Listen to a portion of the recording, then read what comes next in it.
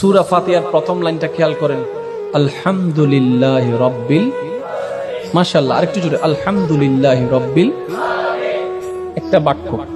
এরপরের বাক্যটা একটু খেয়াল করেন, আর রহমানির রহিম। আপনি কি কখনো ভেবেছেন এই কোরআনুল কারীমে সূরা ফাতিহার মধ্যে আল্লাহ স্টার্টিং এভাবে করলেন কেন?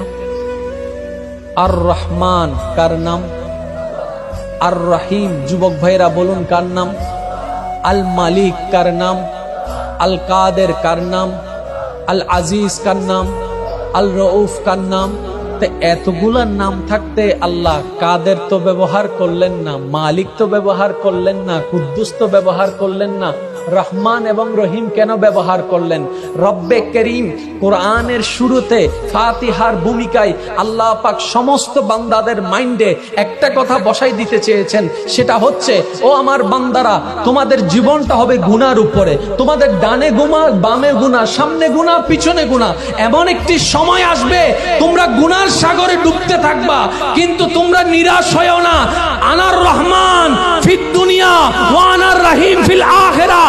তোমাদের দুনিয়াতে দয়া করার জন্য আমি রহমান আছি, আর হাসরের ময়দানে মাফ করার জন্য আমি রহিম আছি।